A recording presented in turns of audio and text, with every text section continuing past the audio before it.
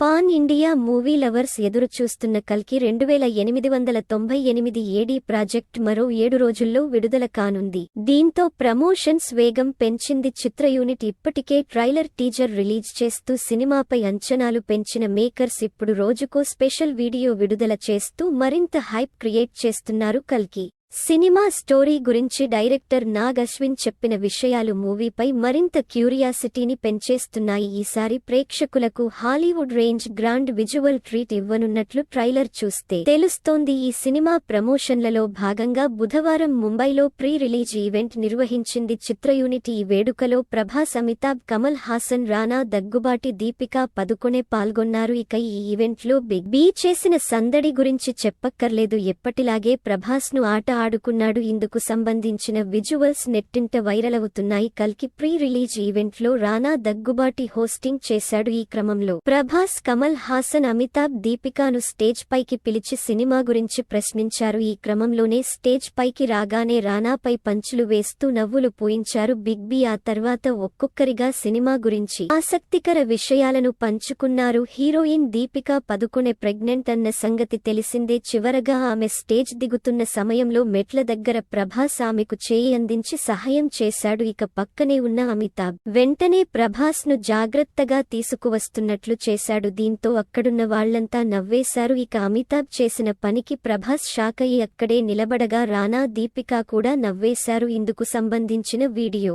ఇప్పుడు సోషల్ మీడియాలో వైరల్ అవుతుండగా అమితాబ్ ఎనర్జీ, ఆయన స్పాంటినిటీ చూసి ఆశ్చర్యపోతున్నారు నెటిజన్స్. 81 ఏళ్ల వయసులోనూ ఈ రేంజ్లో అల్లరి చేయడం చూసి షాక్ అవుతున్నారు.